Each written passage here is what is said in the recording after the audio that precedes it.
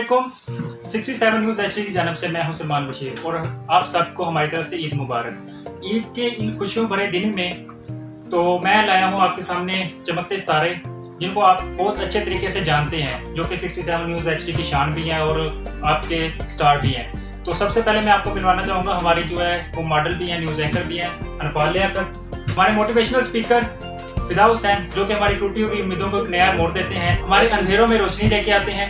तो ये और साथ ही हमारे साथ मौजूद हैं सना आफ्ताब जो कि एक न्यूज़ एंकर भी हैं और बहुत से चैनल्स में आजकल काम भी कर रही हैं। आइए आप सबको मिलवाते हैं इनसे। अस्सलाम वालेकुम अनफाल। वालेकुम सलाम। अस्सलाम वालेकुम।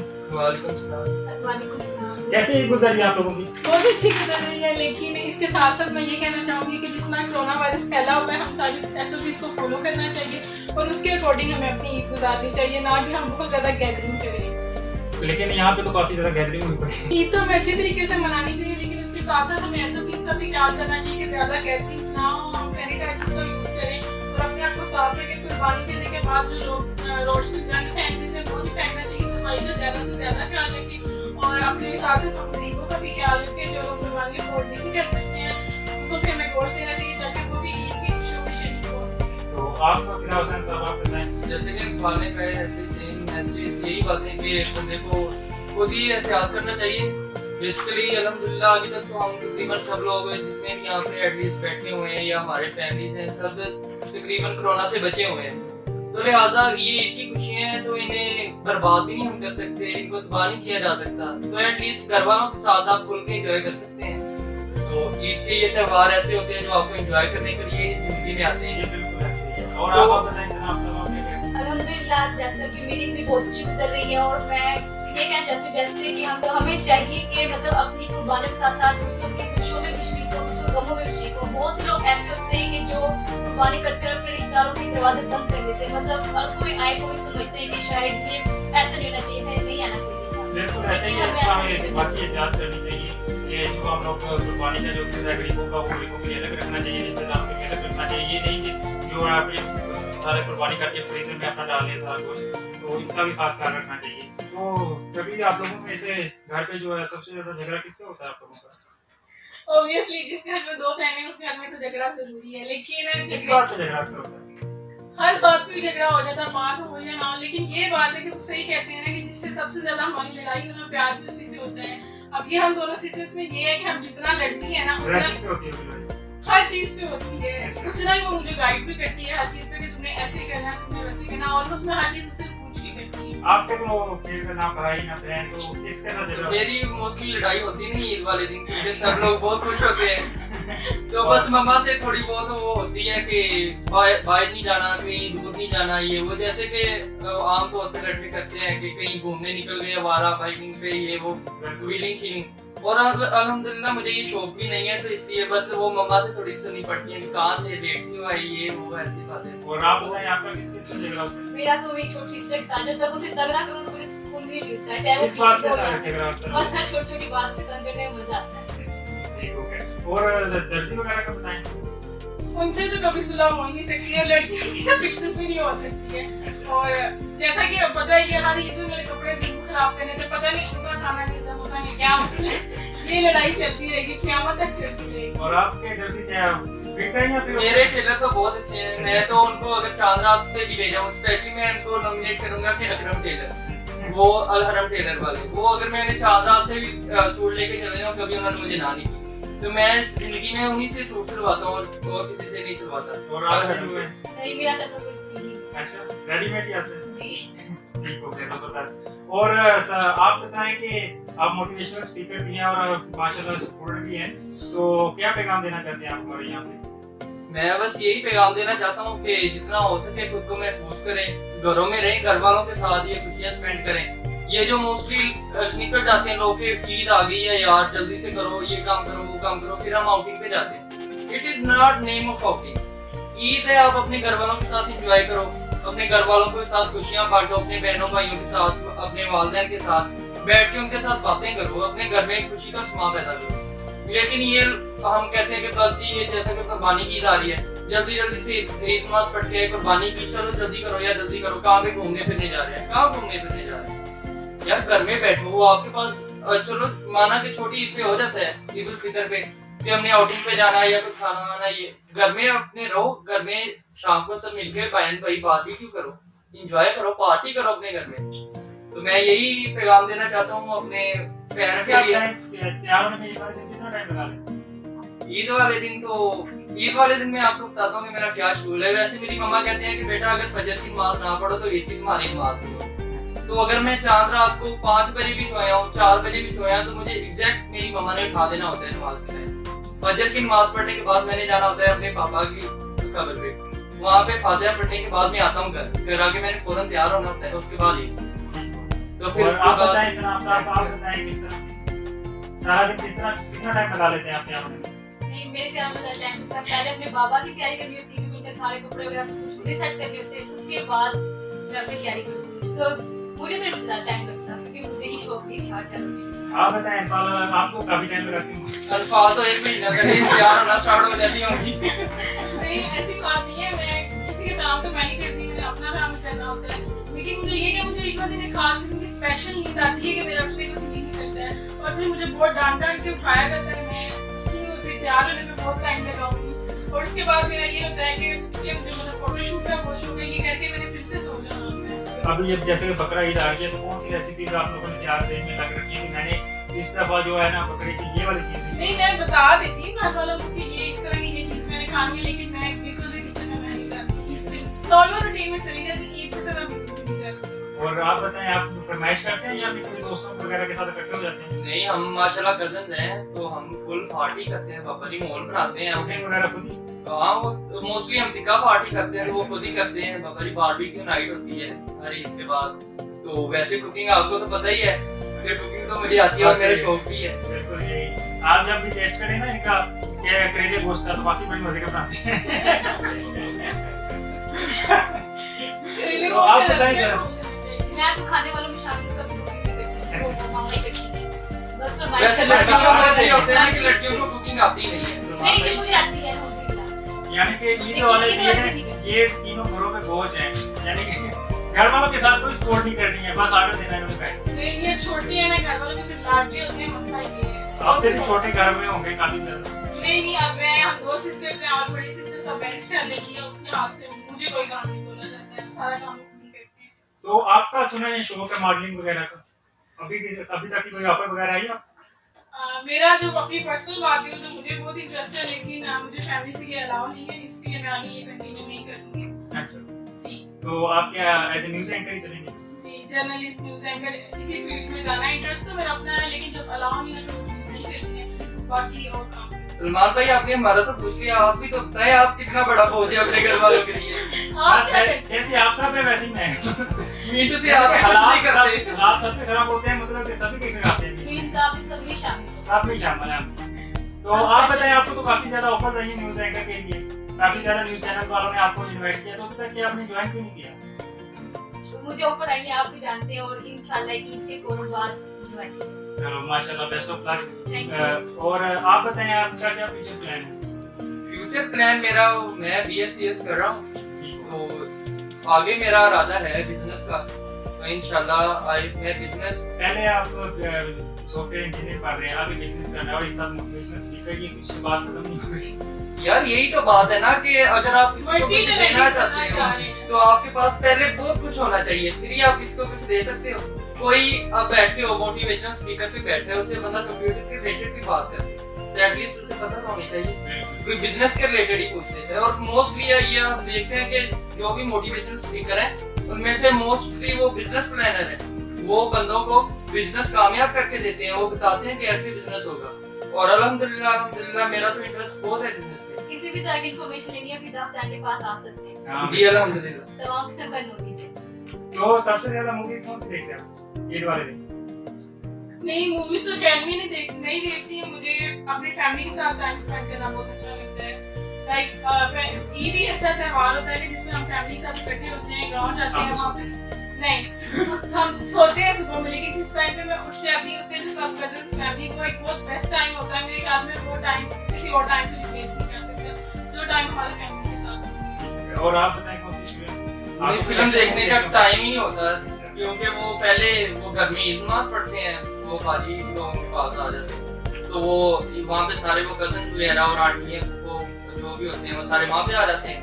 तो वहाँ पे ईद नमाज पढ़ते हैं, उसके बाद हम भी सब तक ईद नमाज पढ़ के आ जाते हैं, उनसे मिलते हुए हैं। तो उसके बाद कजन हम मोस्टली जो बॉयज़ कजन है, तो हम जाके इकट्ठे बैठ जाते हैं कहीं पे, वहाँ पे फिर शुगला वगैरह लगाते हैं। माशाल्लाह वो हम गांव में रहता हूँ तो पूरी वहाँ पे अपनी बरादरी है, बहुत सेटअप है अपना, वहाँ पे कजन हैं, सब मिलके बैठते हैं ईद वाले दिन, फिर खुशियाँ मनाते हैं और कहीं कोई छोटा मोटा टूर भी बन जाता है। और आप बताइए आपका कौन सा? नहीं, हम भी मूवी नहीं देखते क्योंकि जब कुर्बानी होती है वो तो माशाल्लाह हमारी घर ही होती है, उसके बाद गेस्ट का आना 3 दिन तक यही काम होता है। यानी कि कोई मूवी वैसे मेरा ना वो माइंड में एक बात कटे रही है कि सलमान भाई आप जरूर मूवी देखते होंगे। आप तभी मैं बाकी मूवी से ईद वाला दिन होता है ना, मैंने कुछ काम नहीं करना होता, ठीक है, या रेटिंग्स आ गई उनसे मिल लिया, उसके बाद टाइम करी या खाना या फिर मूवी या फिर। मेरा तो ख्याल है ईद पे जो रेलिटिव्स आते हैं उनके साथ टाइम गुजारना तो चाहिए। जैसे कोरोना वायरस है, घर से बाहर जा नहीं सकते हम लोग, तो इसलिए फिर घरों में बैठे ही सोने को चीज तो मूवी देखने। वैसे किस किस्म की मूवी पसंद है आपको? मुझे ज्यादातर पंजाबी मूवी, पंजाबी ये पी ग्रेवाल, दिलजोत दोसन, इनकी जो फनी कॉमेडी मूवीज होती है। तो फिर असल आप मुझे ये बताएं कि आप सुना है कि आप अपनी वादा से बेहद प्यार करते हैं, बेहद ऐसा मोहब्बत करते हैं, तो उसके बारे में आप क्या कहना चाहेंगे? कोई शक नहीं है कि मैं अपनी माँ से बहुत ज्यादा मोहब्बत करता हूँ, और मैं अगर दुनिया की सारी मोहब्बत इकट्ठी करके एक साइड पे रख ली जाए फिर भी मेरी माँ से मेरी मोहब्बत ज्यादा होगी। क्योंकि मैं सलमान भाई आपको बताना चाहता हूँ कि मैं जिस दिन मेरे पापा के गोल थे ना, उस दिन मैं 1 ईयर का था। मेरी फर्स्ट बर्थडे थी मेरे पापा के गोल वाले दिन।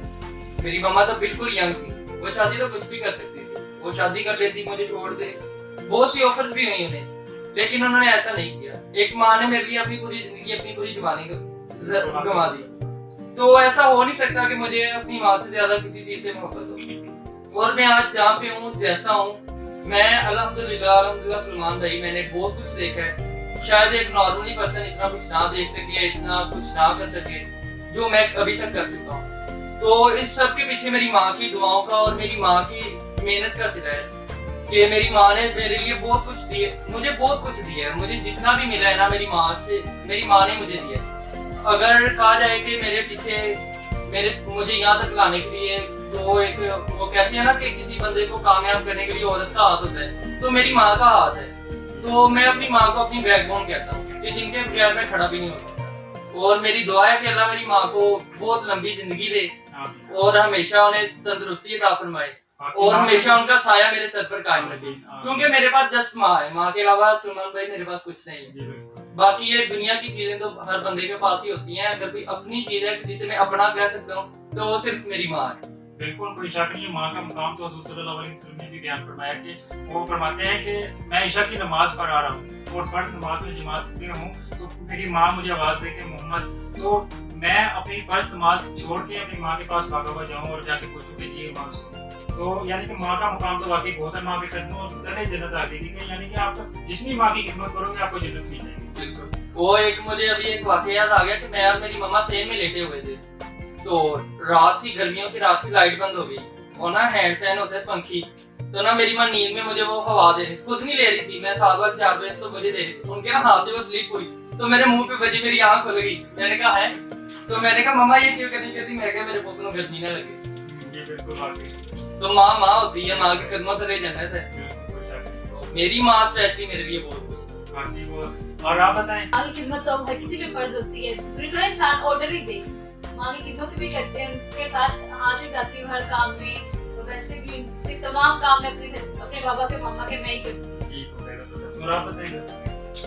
मैं भी अपनी मामा का काम करती हूँ, लेकिन अगर हमारी नहीं बात है मेरी मामा मुझे कुछ काम नहीं करने देती हैं। एक बार ये सीन हुआ था कि मैं बेहोश हो गई थी और वो तब से मेरी मामा को इतना उनके दिल में डर आ गया है कि वो मुझे काम नहीं करने देती। वो कहती है इसके हिस्से का काम मैं खुद कर लूंगी। वो जब मैं उनका काम करती हूँ वो तो मेरा प्यार है ना उनसे, और ऑब्वियसली पेरेंट्स का जो प्यार होता है अपने बच्चों से वो दुनिया में किसी और चीज का उनसे नहीं होता है। तुम्हारा प्यार वो कभी जागता नहीं है? जी बिल्कुल जागता है। मेरी मामा बहुत बीमार हुई एक बार और मैं कहती हूँ वाकई जिस तरह से फिदा ने बताया ना मामा के अलावा कोई नहीं होता, उस टाइम पे मैंने ये चीज फील की कि नहीं यार अगर मामा नहीं है ना तो कुछ भी नहीं है। और मैंने उनकी इतनी केयर की, यहाँ तक कि मैं आपको बताऊँ मैं 2nd ईयर में थी, मैंने पढ़ना छोड़ दिया मैं कॉलेज भी नहीं जाती थी और मैं घर पे रहती थी और फुल टाइम मामा की केयर किया। अल्हम्दुलिल्लाह आज मामा बिल्कुल ठीक है और आज वो एक बार मैं बेहोश हुई हूँ और मेरा इतना ख्याल करती है कि उन्होंने मुझे भी काम भी करने दिए। जबरदस्त। तो फिरोज सर, आपने हमारे गेस्ट, हमारे व्यूवर्स जो हैं, तो हमारे व्यूवर्स के बारे में बताएं उनको कि ईद के मौके पे क्या क्या करना चाहिए और किस तरह हमको ईद गुजारनी चाहिए। मैं तो अपने व्यूअर्स को और अपने जो मुझे चाहने वाले हैं उनको एक ही पैगाम देना चाहूंगा कि भाई ईद साल बाद एक आती है, खूब इंजॉय करें। इंजॉय ऐसे करें कि आपको ये लम्हे भूलने नहीं चाहिए पूरी जिंदगी को। ये मैं आपको सलमान भाई एक बात बताना चाहता हूँ कि बंदे की जिंदगी में बड़ी खुशियां तो बहुत होती हैं, लेकिन वो बंदे को खुश नहीं कर पाती। उस बड़ी खुशियों में कोई छोटी सी ऐसी बात हो जाती है कि जो आपके वो सारी खुशी को तबाह कर देती है। तो इसी तरह मैं आपको कहूंगा कि ये जो छोटी छोटी खुशियां होती हैं और स्पेशली घर वालों के साथ जो खुशियां होती हैं ना, इन्हें यादगार बनाया करो। तो ये ऐसी बातें होती हैं जो आपको जिंदगी में बहुत सा मजा देती हैं। जब आप तन्हाई में बैठ के अपने घर का तस्वर करते हो, फॉर एग्जाम्पल अब हम आए हुए हैं, हम अपना घर बार छोड़ के तो यहाँ पे लाहौर में स्टडी के लिए आए हैं। जब हम तन्हाई में सोचते हैं ना कि हमारा घर था, ये वो सारा कुछ अल्हम्दुलिल्लाह है भी, लेकिन जब बंदा सोचता है ना कि यार मैं घर में क्या करता था, तो ये कुछ मूवमेंट होते हैं जो बंदे को ना बहुत सी खुशी देते हैं। तो लेकिन अगर बड़ी बड़ी खुशियां तो वो तो जिंदगी में कभी कभार आती हैं, उनको तो बंदा एंजॉय कर ही लेता है। ये छोटी छोटी खुशियां होती हैं, इनको लाजमी एंजॉय करना चाहिए। और स्पेशली ईद की, बाबा मैं तो ईद एंजॉय ना करूं ये तो हो ही नहीं सकता। लाइफ है एंजॉय। हमारे व्यूअर्स को क्या पैगाम देना चाहिए?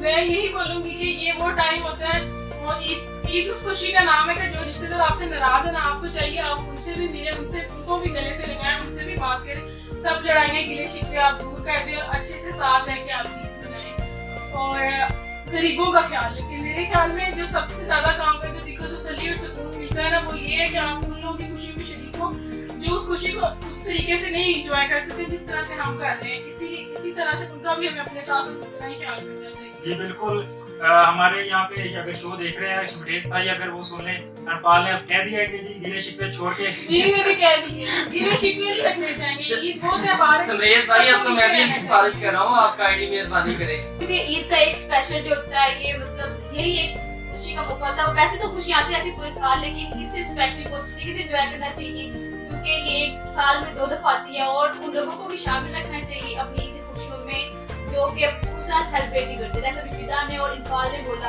और गरीबों का भी अपने साथ उनका भी ख्याल रखना चाहिए ताकि वो भी अपनी खुशियों को इसी तरह सेलिब्रेट करें जिस तरह हम करते हैं। ये बिल्कुल सबको देखते हैं और सबको याद करते हैं कि गरीबों को, रिश्तेदारों को, अपने आसपास मोहल्लेदारों का खास ख्याल रखें। और ये देखा करें अक्सर बकरा ईद पे ये होता है कि आप जब आप ज़िबा करते हैं तो उसका जो वगैरह होता है, लोग वगैरह होता है, तो वो उधर गलियों में तो पड़ा रह जाता है, तो स्मेल आती है। तो कोशिश क्या करें, वो जो हुकूमत ने जो डस्टबिन वगैरह रखी हुई है गली मोहल्लों में, तो वहाँ पे ये सबसे बड़ा मसला ये है कि लोग गंदगी फैला देते हैं, रोड्स गंदे होते हैं। आप ईद के 3 दिन बाद भी बाहर निकलो तो बाहर सफाई बिल्कुल नहीं होती है।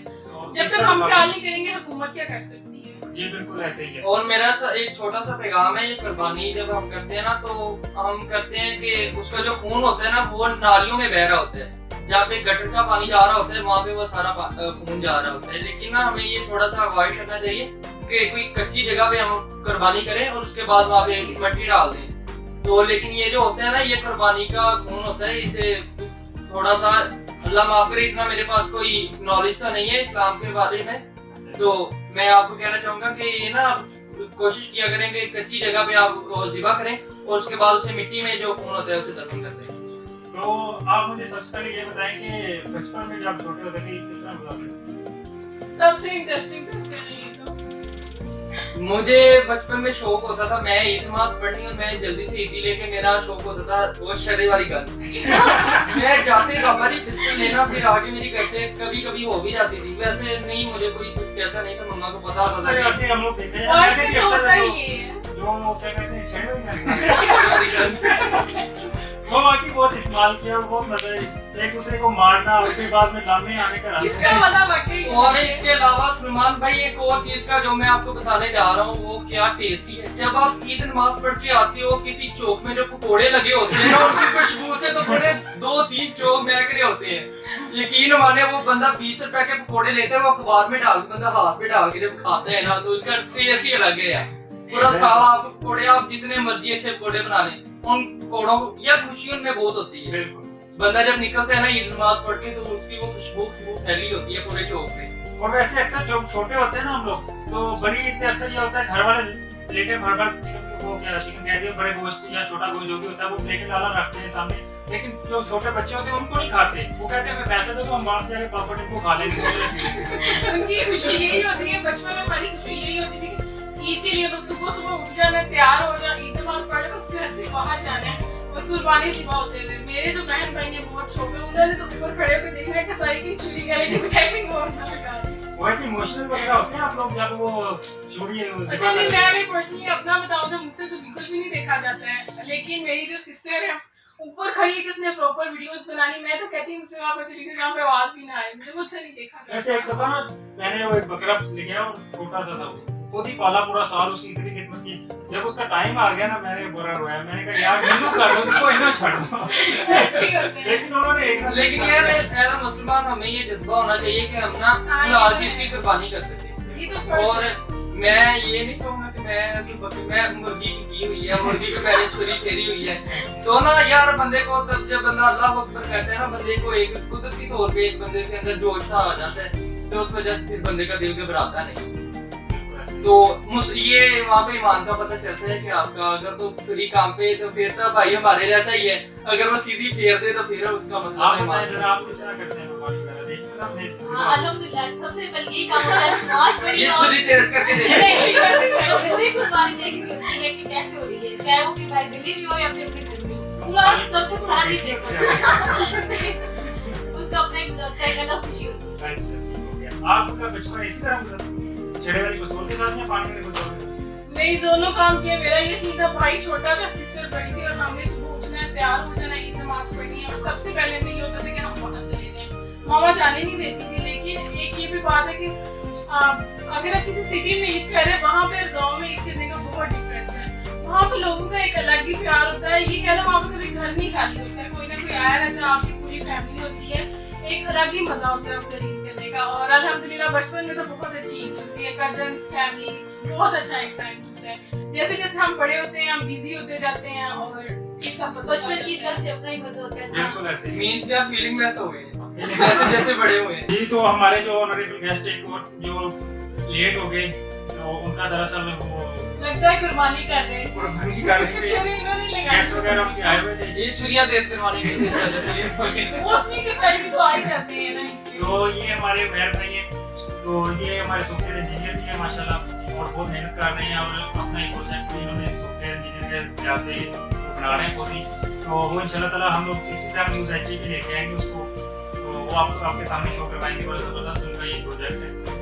और सबसे पहले हम आपको वेलकम करते हैं। अस्सलाम वालेकुम। वालेकुम सलाम। कैसे थैंक यू सलमान भाई, जिस तरह आपने मेरा तारुफ करवाया, मैं इस तारुफ को नहीं था इतने लाइव, लेकिन मैं सबसे पहले ये बात है उसका आंसर देना चाहूँगा जो आप लोगों ने कहा ना मैं लेट हो गया। वो कहते हैं यार जब ईद वाले दिन कसाई धोखा दे जाए ना फिर खुद करनी पड़ती है। बिल्कुल ये वाली चीज़ यानी है। आप मौसमी के साइड बन गए हैं। हाँ मौसमी कसाई बनना पड़ता है, जब कसाई ना आए 10 बज जाए, जब आप देखोगे 7 बनों का जनाजा, खून भी साफ हो गया और आपके घर अभी तक कसाई नहीं आया, तो खुद ही फिर छुरी उठानी सबसे पड़ती बड़ा है। ईद में मसला यही होता है कि कसाई नहीं आता, आप बैठे रहते नहीं वैसे अल्हम्दुलिल्लाह मैं इस बात को जोक में ले रहा था, लेकिन हम लोग खुद ही करते हैं, पापा माशाल्लाह। करते हैं, साथ में होता हूँ, छोटा भाई होता है, कजन होता है। बाकी सबको ना जो है घरों में यार खुद करनी चाहिए कुर्बानी। जो खुद करते हैं उसी का मजा होता है कि साइड से कुर्बानी का मजा ही खुद है, जब आप सारा दिन गोश्त के साथ लगे रहोगे ना, उसके साथ वो कहते हैं ना भी, मैं कुछ वर्ड पंजाबी के यूज करना चाहूंगा, जब मत्था मारना, ठीक है, आप सारा टाइम अपना मत्था मार लिया, जब 12-1 बजे जब आपका खाना तैयार होगा ना, उस खाने की लज्जत ही अलग होती है। ऐसे ही जब आप मेहनत करते जब आप बैठे रहोगे तो कसाई सब कुछ करके चला जाएगा, आपको वो मजा नहीं आएगा क्योंकि आपकी थकावट नहीं होगी। जब आप उसके साथ गोश्त बनाओगे खुद बैठ के, आपका जिस्म टूटेगा, थकावट होगी, फिर आपको खाने का मजा भी आएगा। बिल्कुल सही कहते हैं, मेहनत ना की जाए उसका हमें मजा नहीं आता, बगैर मेहनत का फल तो फिर मजा कैसा होता है। तो गोश्त के अजीबा करने के बाद बकरे को ज़िबा करके उसकी पूरी बोटियां छोटी-छोटी गोल-गोल करने के बाद, पकाने के बाद, बांटने के बाद नहीं, हमारा जो हर घर का अपना एक हिसाब होता है। हमारा हिसाब होता था कि सबसे पहले ईद नमाज पढ़ के आए, नानों का घर साथ है, दादा बुआ का घर साथ है, बिल्कुल, तो उनसे मिले, फिर उसके बाद हमने कुर्बानी करनी, बाबा कलम मतलब जो हम कहते हैं वो लगाते हैं, फिर मैं और छोटा भाई हम होते हैं, तो हम लोगों ने उसकी खाल वगैरह उसका मुकम्मल गोश्त तैयार करना, जो खाना होता है ना वो हमारा यूँ समझ लो कि मिड में ही आ जाता है। आधी कुर्बानी कुर्बानियाँ हर किसी की होती है। अब हमारी अल्हम्दुलिल्लाह 3-4 इस हिसाब से होती हैं, जबरदस्त। तो हम मिड में कर लेते हैं खाना। हमारा 11-12 बजे के नजदीक मामा कॉल कर देती हैं कि खाना रेडी है, आप लोग खाना खा लो, तो उस टाइम खाना खा लेते हैं। उसके बाद हम हाथ नहीं लगाते। उसके बाद काम होता है बाबा का, बाबा जाने उनका काम जाने। मेरा तो ये आदत है भी मैं ये सब कुछ करके आराम से खा पी के सो जाना। शाम को फ्रेंड्स ने आना, उन्होंने कॉल करके उठाना कि यार उठो चले कहीं घूम फिर आते हैं, क्योंकि हर बंदा छोटी ईद होती है ना, उसमें हर बंदा फ्री होता है। आप सुबह टाइम ही मिलते जुलते हो, ईद करते हो और घूमने फिरने चले जाते हो। जो हमारी ये ईद उल अज़हा है, इसमें सबसे हमारा इसका मकसद ही यही होता है कुर्बानी का। हज़रत इब्राहीम अलैहिस्सलाम की सुन्नत है, तो आप उस सुन्नत को पूरा करते हो। जब तक उसको अपने हाथों से पूरा ना करो उसका सवाब भी नहीं होता। वैसे एक और जहाँ पे मैं क्वेश्चन लेके आता हूँ कि आजकल एक नया ट्रेंड चला हुआ है कि दुम्बा तो सबको याद है, लेकिन हजरत इब्राहिम ने जो मैसेज दिया था, जो पैगाम दिया था, वो तो किसी को याद नहीं है। जी मैं सब कह रहे हैं कि दुम्बा करना है और सुबह में वो बात आपकी बिल्कुल ठीक है। अब जो है 80 to 90% ये चीज़ रह गई है कि दिखावे की कुर्बानी है। दिखावे कुर्बानी कहते हैं भी कुर्बानी उस वक्त तक जायज़ नहीं है जब तक आप बिल्कुल इजी होके ना कर सको। आप लोग किसी का उधार दे रहे हैं, किसी गरीब का, आप वो नहीं दे रहे और आप 1 लाख 2 लाख की कुर्बानी लेकर उसकी पिक्स बना के सोशल मीडिया पे अपना पहले ईद से 3-4 दिन पहले अपना वायरल करते हो, फिर उसकी कुर्बानी करते हो, 10 बंदों को बुलाते हो यार मैंने ये चीज़ दी। ये कुर्बानी नहीं है हमारी। जो असल में तो हमारे पास एक उन्होंने एक पैगाम दिया था भी अल्लाह ताला के अहकामात को मानना। उन्होंने अपने अगर बेटे के ऊपर अगर उन्होंने कलम चलाई थी तो उन्होंने इसलिए नहीं चलाई थी कि सारी दुनिया बस जो है ना यही काम करे।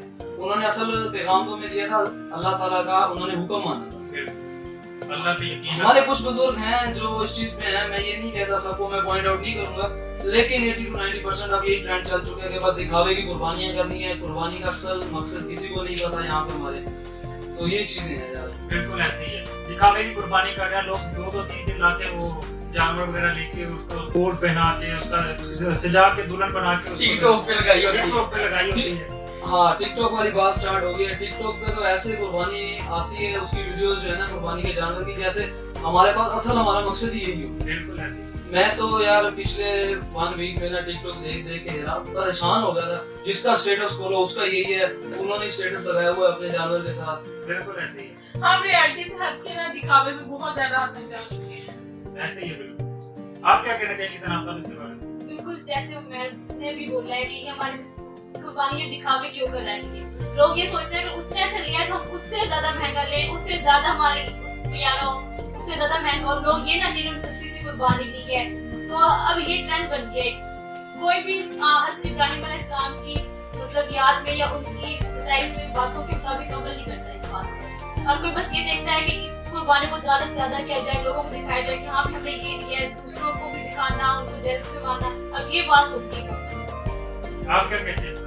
मैं सलमान भाई आपको ये मेरा भाई बात कर रहे थे कि लोगों पे कर्ज होता है तो फिर भी वो ले लेते हैं कुर्बानी। तो यहाँ पे मैं आपको बताऊंगा कि 2 तरह का कर्ज होता है। एक उस बंदे पे कुर्बानी कह रहे हैं कि वो बंदे को इजाजत है कि वो नहीं कर सकता, तो जो बिल्कुल कर्ज में मकरूज है, जो बिल्कुल ही कहता है कि बस ना मेरे अभी भी वो पैसे लेने वाले आते होंगे या अभी भी लेने वाले आते होंगे, मीन टू से कि उसके पास सेविंग में नहीं है, उसका कोई बड़ी कोई उसके पास कारोबार नहीं है, ये वो तो उसने लिया हुआ है कर्ज, तो वो मकरूज है। तो सेकंड नंबर पे आते हैं वो लोग जो लाखों करोड़ों का बिजनेस करते हैं और फिर लाखों करोड़ों ही वो लेते हैं, जो लोन लेते हैं। तो उनके लिए कुर्बानी है। वो ये नहीं कह सकते कि मैं मकरूज हूँ तो मैं ये नहीं कर सकता। क्यों? जितने के तुमने वो कर्जा लिया उससे ज्यादा तो तुम्हारा बिजनेस है। ये जो फैक्ट्रियां वाले हैं, ये जो फैक्ट्री जब भी पाकिस्तान में लगती है तो ये वो लोन लेते हैं बैंकों से। हमारे मुल्क में मोस्टली जो है वो फैक्ट्रियां वो लोन ले रही हैं बैंक से, तो उन पे ये बात नहीं कह सकते कि हम पे लोन है तो हम ये नहीं कर सकते। मैं एक मौलाना का सुना था, वो मौलाना साहब यही बता रहे थे कि जो बिल्कुल कर्ज में डूबा हुआ है, जिसके पास कुछ नहीं है, वो उसको तो इजाजत है कि वो ना करे, लेकिन जो ये करोड़ों का कह रहे हैं कि मेरे मुल्क पे यार करोड़ों का वो लोन है, तो लेकिन उसके पास करोड़ों का बिजनेस भी है, तो वो बंदा ये नहीं कह सकता उसे पे वो कुर्बानी जो है वो उसे करनी चाहिए। जिसके ऊपर जो कर्ज में डूबा हुआ है, जिसके पास कर्ज देने के लिए पैसे भी नहीं है, तो उसमें वो कुर्बानी बिल्कुल। सलमान भाई मैं फिदा की बात का जवाब देना चाहूंगा, जिससे इसने भी बात की ना कि जो बिल्कुल कर्ज में डूबा हुआ है। मेरे कहने का जो पॉइंट था वो इस तरफ नहीं था, मेरा ये पॉइंट था कि अब आपको पता है कि यार मैंने इस बंदे ने इतना कर्ज देना है, छोटे लेवल का, जो बड़े हैं, हर बिजनेसमैन का काम चलता ही जो है ना लोन पे ही है। उन्होंने कहीं ना कहीं जरूर देना होता है, ठीक है। लेकिन अब एक बंदा है, आपने उसके देने, आप उसके देकर उसके घर खुशियां दे सकते हो। अगर आप 1 लाख की जो है ना कुर्बानी कर रहे हो, आप 50,000 की कर लो, 50,000 आप उसको दे दो, तो आप उसकी खुशियां भी तो दे सकते हो ना उसके घर में। आप उसको कहोगे यार अभी मैं थोड़ा तंग हूँ, मेरे हाथ तंग है यार, मैं ईद के बाद कर दूंगा, उसको जो आप रोक दो और खुद उसकी उन्हीं पैसों से आप अपनी कुर्बानी करो। तो इस बात जो है ना मैं बात कर रहा हूँ, ये बात है। तो लेकिन क्या आजकल करना के लोग चाहिए? ये सोचते नहीं, वो तो ये कहते हैं नहीं, उनके तरीके की बजाय हम भी इसके मजीद कुछ और कर लें, अपने बच्चों के लिए बात वो कर लें। घूम के फिर वहीं आ जाती है सना भी, जो हमारा दिखावे की बातें ज्यादा हैं। इधर उधर का अगर पड़ोस का देखते होते तो आज हम लोग शायद इस साल में ना होते, हमारा मुल्क इस साल में ना होता। बिल्कुल ऐसे ही। तो आपको बचपन में किस तरह गुजारते थे? सुमान भाई मेरी हमारे तो तो फिदा हुसैन साहब हैं, वो कहते हैं कि मैं छड़े की छोड़ देना गुजारी। यार मैंने तो बिस्तर वगैरह से कम ही गुजारी है, क्योंकि हाजी साहब बहुत सख्ती करते हैं। पापा मेरे साथ हैं इस तरफ से, उन्होंने कभी वो खुद जो है ना इस फील्ड से गुजरे हुए थे, तो उन्होंने कभी इस तरह नहीं काम करने दिए। मेरी जब छोटा होता था यही था, भी नानों का घर नजदीक था, वहाँ चला जाना। हमें सबसे ज्यादा शौक होता था ईदी का। ईद का नहीं इतना शौक होता था, ईदी हमारे लिए ज्यादा, जब छोटे होते थे तो होती थी। फिर सुबह सुबह उठना, मम्मा वगैरह से कपड़े तैयार हुए। छोटी ईद पे होता है, वही ना, माशाल्लाह मेरे 6 मामू हैं, 6 के 6 से मुझे ईदी मिलती है, मम्मा से अलग मिलती है, तो दोनों ईदों पे ईदी बहुत जब तक मिलती है। ईद का नहीं, ईद का मजा ही नहीं आता। ईद का मजा ही नहीं आता। यानी कि आपको नहीं चाहिए, आपको ना छोटा गोश्त ना तीखे ना नहीं, मोटी, ईद ही चाहिए। ईद ही चाहिए। ईदी चाहिए। यार ईद सुलेमान भाई, ईद होती भी उन्हीं दिनों की थी। अब क्या ईद है, सारा दिन काम करना और गोश्त का जो है तकसीम करना, खा के सो जाना। ईद होती थी उन्हीं दिनों की, जब स्कूल से हमें कोई काम नहीं होता था, हम लोगों ने तैयार होके बैठ जाना, हुक्म चलाना भी आज जी ईद है, आज तो हम कुछ करेंगे ही नहीं। कोल्ड ड्रिंक्स आ रही हैं, मम्मा से पैसे ले लिए। और जो आपने बात की ना छोटी ईद का ये होता था कि बिन मांगे मिल जाती। बड़ी ईद पे ना वो तंग भी करते थे बड़े भी, यार क्या ईद, इस ईद पे तो ईद होती नहीं है, गोश्त होता है। तो बच्चों के अंदर यही सस्पेंस होता था कि यार मांगने आए, मामू के पास जाना है, बस लेकर ही आनी है, जैसे मर्जी हो जाए।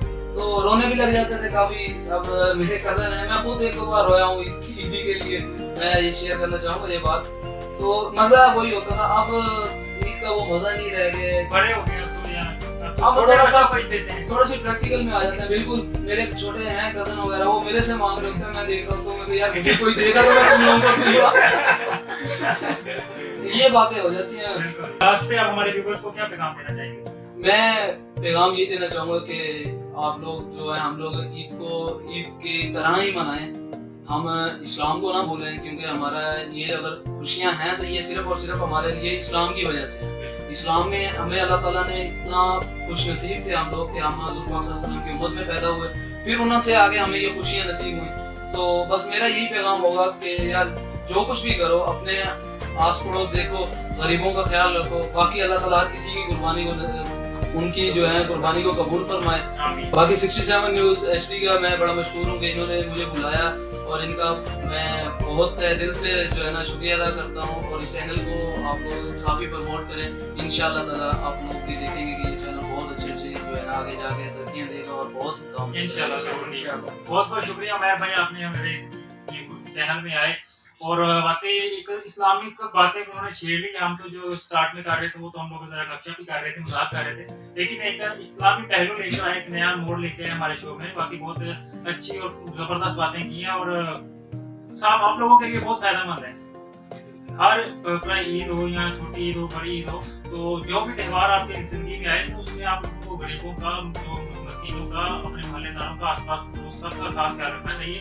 तो इसी के साथ हम अपना शो खत्म करते हैं। तो आपके जो न्यूज़ एंकर है सना, आपका लास्ट में आपको कुछ कहना चाहेंगे? मैं भी ये कहना चाहूंगी कि हमें चाहिए कि हम अपनी ईद में अपनी खुशियों के साथ साथ दूसरों का भी ख्याल रखें, क्योंकि ये नहीं देखना चाहिए कि हम हमारी ईद है ये कि हम भी सब कुछ सेलिब्रेट करें। ये भी तो देखें हमारे साथ ये बहुत से ऐसे लोग हैं जिनके पास तमाम सहूलियात हैं, जिनके पास मतलब ईद है लेकिन फिर भी वो इस तरह से उसको सेलिब्रेट नहीं कर सकते कि जिस तरह से हम करते हैं। उनके पास रिसोर्सेज नहीं होते, तो हमें उनका भी सबका भी अपने साथ साथ ख्याल रखना चाहिए ताकि वो भी अपनी ईद को हमारी तरह सेलिब्रेट कर सकें। ठीक है सना, आप क्या कहना चाहेंगे? बस हमें ये अपने खास तौर पे स्पेशली जो पड़ोसी होते हैं हमें ख्याल रखना चाहिए। इट डजंट मैटर कि वो मुस्लिम है नॉन मुस्लिम है, कुर्बानी का गोश्त है, हमें सबके घर में देना चाहिए।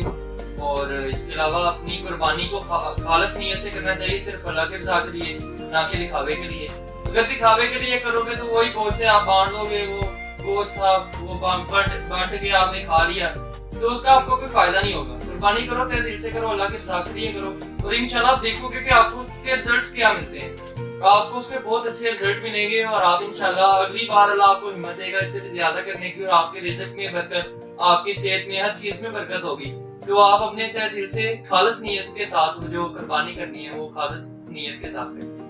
जी अनफाल, आप क्या करें? सबसे पहले तो मेरी तरफ से सबको ईद मुबारक, और उसके बाद मैं कहूँगी ईद खुशियों का मौका है, आपको ज्यादा से ज्यादा खुशियाँ मनानी चाहिए, अच्छे से खाए पिए और अपनी ईद इंजॉय करें। जी, और मैं भाई आप हमारे व्यूअर्स मैं सुलेमान भाई, जिस तरह हमारे बाकी फ्रेंड्स ने ये बात कही कि ईद खुशियों का त्यौहार है जिसमें आप लोग खुशियाँ फैलाएं, जो आप लोगों से नाराज हैं अगर वो नहीं आ रहे, आप चल के उनके पास आए, आप उनसे बात करें। आप वो कहते हैं ना, हज़रत पाक सल्लल्लाहु अलैहि वसल्लम ने कहा है कि अगर माफी मांगने से आपकी इज्जत कम हो जाए तो क़यामत वाले दिन मेरे से ले लेना। तो हम लोग किसी के पास जाते हैं, उसको कहते हैं यार मेरी गलती नहीं है, सॉरी बोलते हैं, अगर से आगे से वो कहेंगे और चोरा हो जाए सुलेमान भाई, वो उस पे डिपेंड करता फिर है, उसको उसके हाल पे छोड़ दें। आपको आपने अपना फर्ज पूरा कर लिया है ना। ना, आप गए, आप खुद चल के गए, चाहे आपकी गलती थी या नहीं थी, वो अब उस पर डिपेंड करता है कि वो आगे से रिस्पॉन्स कैसा देता है। अगर वो रिस्पॉन्स नेगेटिव में देता है तो ठीक है, आप लोग चुप कर दो बस। एटलीस्ट आपने ट्राई तो किया, आपके दिल में वो बात तो नहीं थी, गिल्ट तो नहीं लगा कल कि को मैंने चार try बंदों में किया। बैठ के वो ये तो नहीं कह सकता कि इसने तो मेरे साथ जो है ना बात में बात करने की